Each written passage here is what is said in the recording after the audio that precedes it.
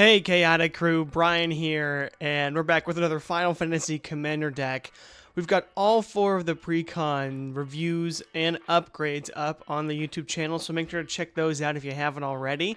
But we're diving into the main set now for some fun commanders, building a deck out of them and going from there.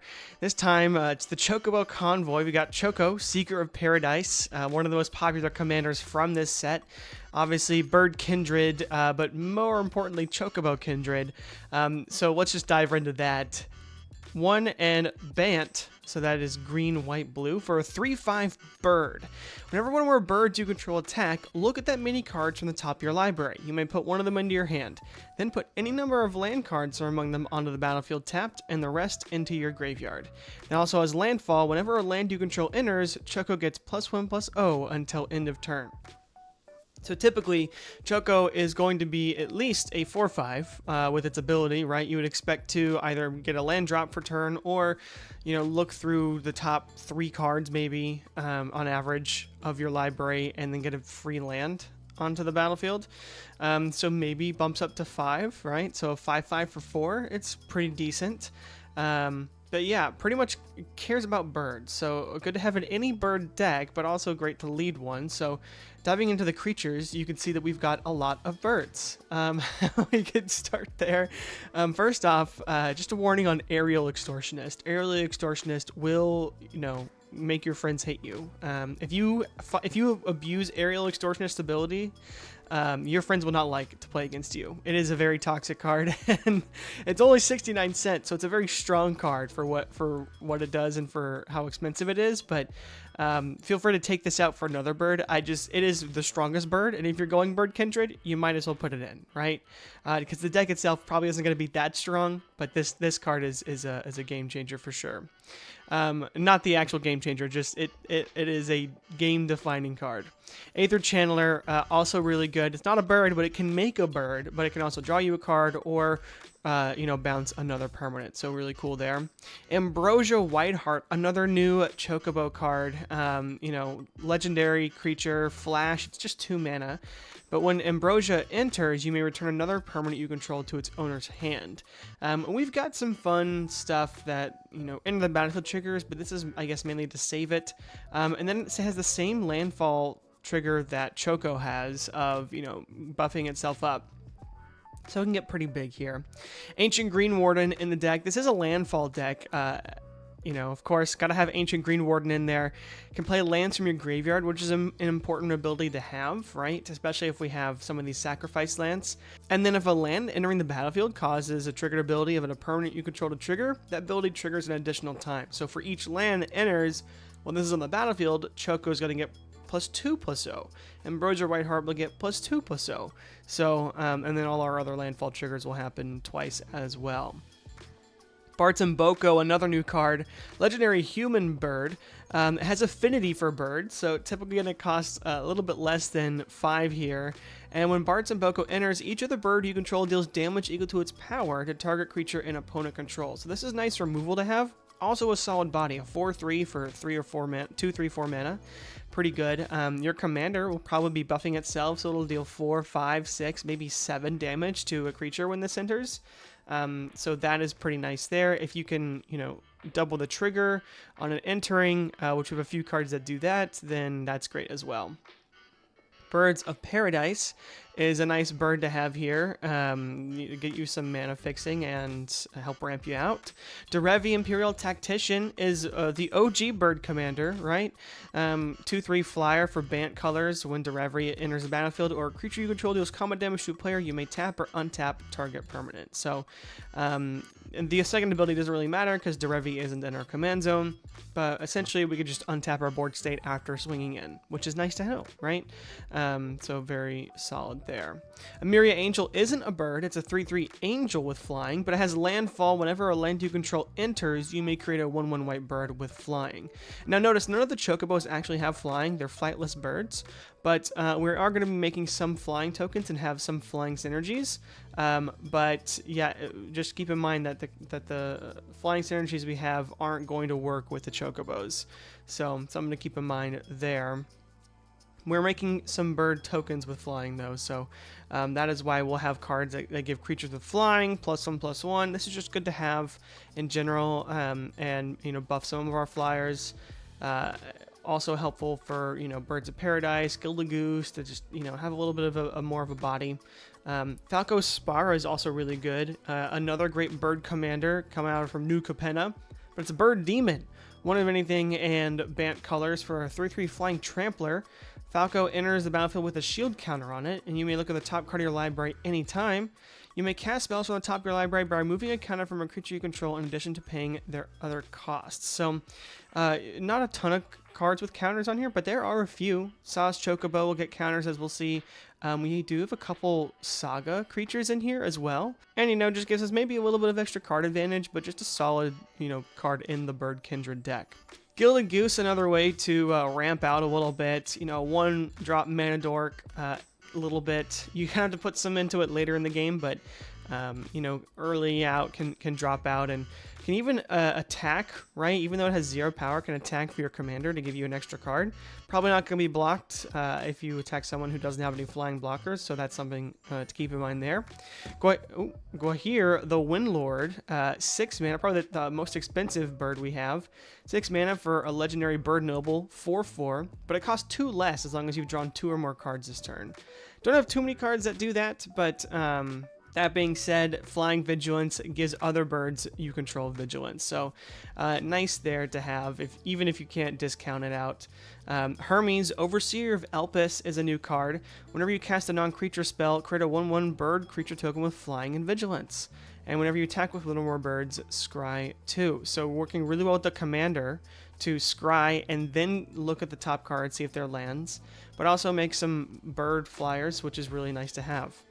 Jackdaw Savior is a great card in here from Bloomborough. 3/1 flyer for 3. When Jackdaw Savior or another creature you control with flying dies, return another target creature card with less mana value from your graveyard to the battlefield. So, yeah, we've got half of the birds in here have flying, half of them don't. So, when this creature dies at least, it'll get a cheaper bird out and vice versa.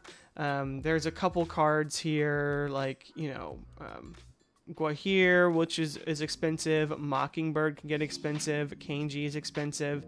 Wingmate Rock. Most of our flyers are actually a bit on the more expensive side, except for like Birds of Paradise, Gilded Goose. You can get any other creature card out. So if you can, you can get some of the better Chocobos as well, and we'll get to those later. Kanji Sky Warden, as we were just talking about, 5 mana for a 3/3 with Flying and Vigilance. When he attacks, attacking creatures with flying get +2/+0. Whenever he blocks, blocking creatures with flying get +0/+2. So really not helping your commander or any of the Chocobos, but help some of the birds that we're making be a little bit more aggressive. So not as important to get this in the battlefield, but if you do have a board full of flyers, then it can be really good there. Castro the Windcrusher, though, works with every kind of bird. 5 mana, 4/5 flyer. Whenever one or more birds you control deal combat damage to a player, choose one. You may put a bird from your hand or graveyard onto the battlefield with a finality counter on it. Put a +1/+1 counter on each bird you control, or draw a card. So this card is probably one of the best cards in the deck because we're going to be attacking with our birds. We want them to deal damage and give us more value off of it. So very strong there. Speaking of cheap birds that pack a punch, Ledger Shredder is great. Connives, we don't really care about growing it with 1/1 counters. It's actually nice to discard some of our lands into the grave because we have a couple ways to get them back out. But yeah, no, very, very solid card here. Can get in pretty quickly and can grow up to be a big creature. So something to think of there. Mockingbird, also solid. You can just have it coming as a 1/1 for 1 if you need it to, but if you also want it to be a copy of another creature, can also do that and do it very well. You have to pump some mana into it, but in the landfall deck, that is not an issue. So yeah, pretty good card here. Sauce Chocobo is a 1-drop. Whenever a land you control enters, it gets a 1/1 counter. This creature is going to grow big if you can get it on the battlefield early.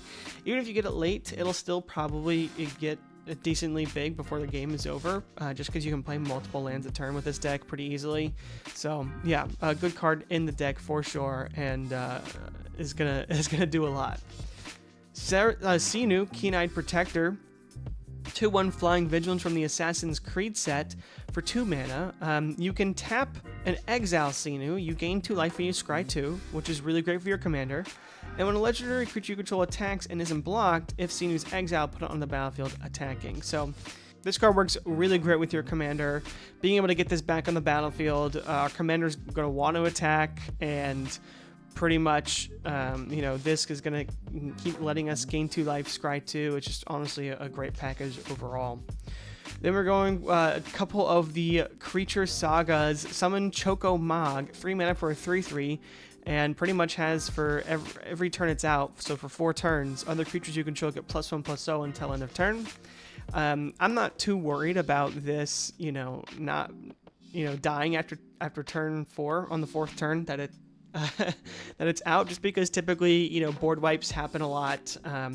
And it just happens. Sometimes your creatures die, and this is pretty good. You're 3/3 for 3, buffing all of your creatures in a deck that definitely wants to go a bit wide here is very solid to have. But yeah, you definitely want to make sure you can try and get good value out of it while you play it. Then you have the Fat Chocobo. It's a pretty great creature. It's a 4/4, but it also creates a 2/2 with that landfall ability as well when it first enters, and then creatures you control gain trample until end of turn for the next 3 lore counters. So again, great to have it on the battlefield and just continue to give our creatures trample. Our commander is going to get really big, so giving that trample is going to be fantastic. So great to have there. We have Thanos the Toymaker in here, a fun little card. Whenever you cast a beast or bird, you may copy it, except the copy is an artifact in addition to its other type. So what's great here is essentially is a bit of a Panharmonicon, right? Whenever we're casting Empyrean Eagle, we get a copy of it, buffing all our creatures with flying. Even with legendary creatures like Bartz and Boko, we cast it, we get a copy of it, and guess what? Both of their Enter the Battlefield triggers are going to resolve, even though we're going to have to sacrifice 1, right? If we want to save 2 things on our board, Ambrosia Whiteheart can, come in and save something, and the copy can save something else. Really strong cards here. Gilded Goose can make 2 foods, which isn't as great, but I mean, anything is possible here. Let you make 2 Ledger Shredders, make 2 Mockingbirds, make 2 of the Choco Mogs, 2 of the Fat Chocobos. Those are really great. We've got 2 more cards that are going to be great, copies for Thanos as well, that we're going to get into right now. First is the Traveling Chocobo. 3/2 for 3, probably, obviously the best Chocobo from the new Final Fantasy set. You can look at the top of your library anytime. You can play lands and cast birds from the top of your library. If a land or bird you control entering the battlefield causes a triggered ability of a permanent you control to trigger, that ability triggers an additional time. So, very good card here to have in the deck, and works with lands and birds, which is what this deck is all about. Wingmate Rock as well, 3/4 flyer. When it enters, if you attack with the creature this turn, you put a 3/4 white bird with token with flying onto the battlefield, and whenever Wingmate Rock attacks, you gain 1 life for each attacking creature. So this just creates a bunch of bodies. If you can, copy this when it enters, or, be able to double the trigger of it when it enters, you're going to make an army of birds just like that. So, doesn't seem like an amazing creature package. We've got some good stuff here and there. It's a bit mixed between flyers, non-flyers. It seems a little bit, distorted. But let's dive into the instant sorceries, artifacts, enchantments, and get a bit more, of a cohesion going here. Obviously, you got to have a ramp package. Farseek, 3 visits, Nature's Lore, Rampant Growth. Kudama's Reach as well. You could add Cultivate. I think I maybe just forgot, or maybe I took it out, but those are some solid ramp packages here to help get our commander out a bit early. Gizzle Green's 2 mana for a sorcery, create a 2/2 bird, and it has the landfall trigger that our commander has essentially. Then it has flashback, so we don't mind discarding this as well, but getting those Chocobos out is really nice, just to really have a lots of power going on. The board, raise the Palisade to return all, birds, or all non-birds, to our opponent's hands. Raven Form is thematic, gets rid of an artifact or creature, and its opponent makes a bird, right? Which is pretty fun. Instants, we've got some good ones here. Akroma's Will is a great game ender in the deck, essentially, giving our commander protection from everything in double strike, and it's going to be a lot there. Arcane Denial is for a counter spell. Beast Within is always nice to have there. We also have Generous Gift. We're running Strict Serenade and Swan Song, so we're running both of the bird counter spells, which I think is funny. It does give our opponents some flyers to block with, but I just thought it was thematic in the deck and something fun we could add in. Clever Concealment to protect our board is really important. We're also running Intish Restoration and Harrow as some more land ramp, right? We're putting some of our lands into the graveyard, and then getting 2 more out from the library. Harrow actually brings them in untapped, and Intish Restoration's most likely gonna get 3 lands from it instead of just 2. So I thought those are good ways to buff our commander, you know, and ramp us out as well, and give us a bit more of that ramp package that we want. As far as like removal goes, you know, we talked about Generous Gift, Beast Within, Swords to Plowshares, Parting Gust is also great because it can act as removal or as a blink spell for us. And then of course we're running Path to Exile. Last instant is Purge Protection, which is kind of like Defarious Protection, but we also make 2 4/4 or excuse me, 4 2/2 blue birds with flying, and then we give someone else an extra turn, so it pretty much saves us and lets someone else kill an opponent. And then as far as like artifacts are concerned, we got Black Blade Reforged. Oh, I said that was the last instant, but I actually left out Flurry of Wings. Put X 1/1 white bird soldier creature tokens with flying into play, where X is the number of attacking creatures. This could be great for blocker situation, or if we are attacking in, right, we attack, our commander triggers, we search our library, or the top of our library for a land, you put one, any number of lands cards on the battlefield tapped. If we have something to make them come in untapped, then that's ideal, and then we can cast this potentially, so there's a lot that can go well there, or we can just cast this and have a bunch of different birds in the battlefield, which is really strong there. When it comes to artifacts, we've got Black Blade Reforged. Cool creature gets +1/+1 for each land you control, and then, you know, obviously gonna put that on our commander and make it really strong. Chocobo Racetrack is just a 5-mana artifact that gives you a 2/2 Chocobo with the landfall ability whenever a land enters. Conduit of Worlds lets us play lands from our graveyard and can potentially get non-land permanents out of there. Herald's Horn to help get our birds out quicker and help draw through our deck a little more. Panharmonicon's good for some of these, end of the battlefield triggers that we have. Patchwork Banner, just fantastic in a kindred deck and buffs up our wide board that we've got going. And then Swiftfoot Boots to give us some protection here. And for enchantments, we've got Kindred Discovery here. Fantastic, right? When a bird enters, we're going to draw a card. So we're going to have lots of cards in our hand. Murmuration's fantastic, giving all our birds +1/+1 vigilance. And then we make a 1/2 bird at the end of each of our turns for each spell we've cast. So very strong there. Retreat to Coral Helm. Pretty much whenever we have a bunch of lands in her, right, our commander triggers, we look at the top, let's say 4 cards of our library, we get 2 lands, put those in the battlefield tapped, and then we get to essentially tap 2 of our opponent's creatures, make so they can't block. That's really crazy there. Fantastic to have. Side quest, Raise a Chocobo. Makes a Chocobo, and then being your main phase, if you control 4 more birds, you transform it into another bird, and you can search your library for any land, put on the battlefield tapped, then shuffle, and then it has the same, landfall ability our commander has. We also are running Soulcatcher's Airy. This card's gotten a little bit more expensive, but when a bird is put into graveyard from play, you put a feather counter on it, and then all birds get +1/+1 for each feather counter on Soulcatcher's Airy. Very good there. Spelunking is a semi-ramp, but it also, makes our lands enter the battlefield untapped. So when our commander is getting these lands from our top of our library, they're going to start entering untapped, and we can use that mana, which is really nice there. And then we have Virtue of Knowledge, which is just a better version of Panharmonicon in here, because it also includes lands entering the battlefield. Will cause landfall triggers to trigger twice, but also so will our creatures entering or any other permanent. And then, Virtue of Knowledge, it has the adventure side, Vantress Visions for 2 mana, to copy target activated or triggered ability you control. So we can copy our commander's ability to actually ramp out even more, right? Which is pretty nice there. Copy that, or maybe copy another triggered ability of a creature we control. So yeah, it's a very strong card here. And works both ways with our deck. And then as far as lands, we got 38, which is a little more than I would typically put in a deck like this. There's not a whole lot of top end here, and not a lot to filter our mana into. I think if you want to make this deck a little bit better and clean it up a little bit, I would add a bit more things to pump all the mana we're going to get into, right? Like maybe a big X spell, like mass manipulation to take control of our opponent's board, right? Or whatnot. Maybe have, create X1 tokens or something like that. I don't know.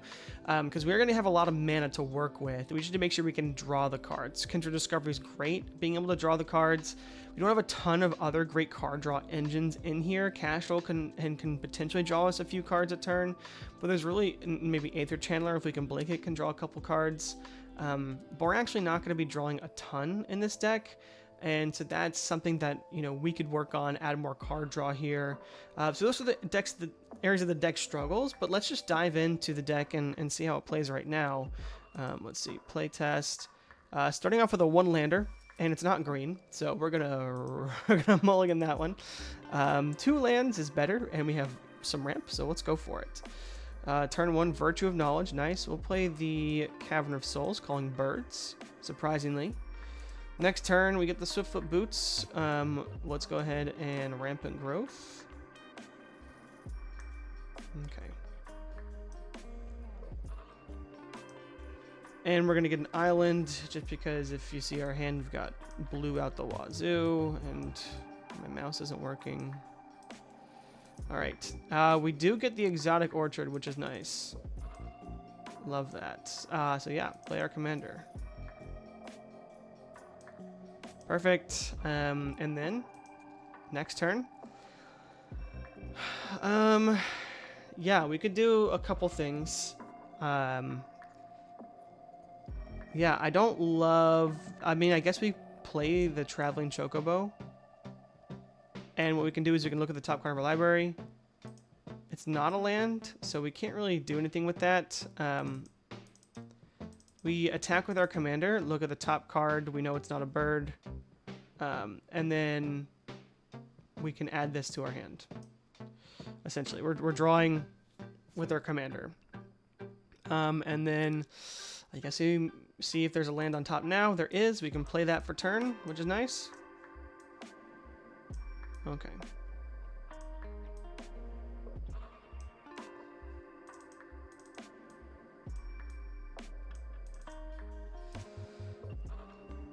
And we could play, well, we should have done it like this. So that we can have Arcane Denial up if we do end up getting a land. So, yeah, we would just leave Arcane Denial up at this point, right?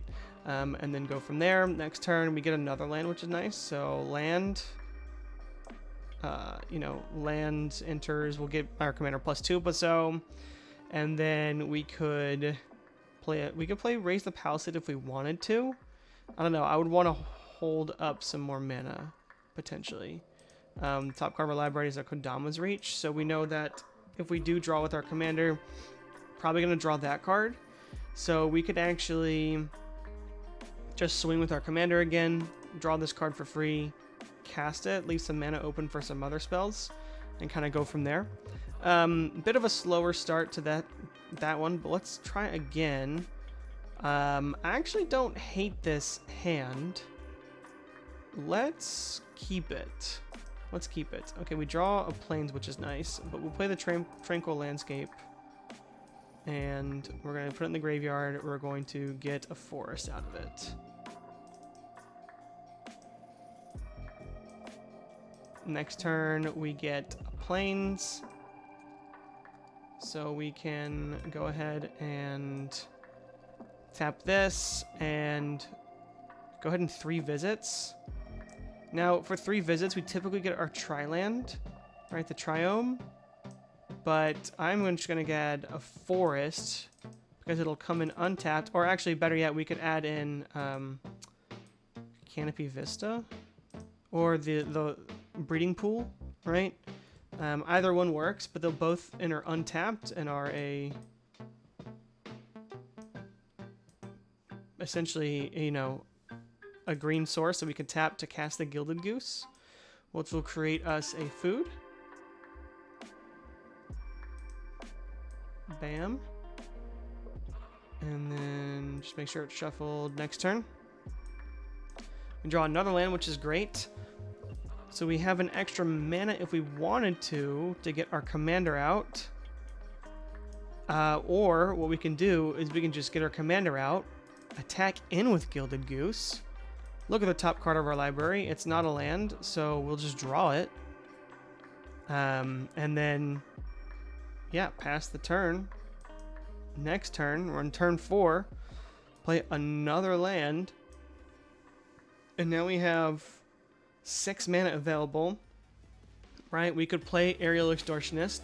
We could have played Amiri Angel and then played the land to get something. We could play side quest. We could just exile an artifact or creature, or foretell this card. Right? We could Virtue of Knowledge this turn to get lots of good value out with our commander.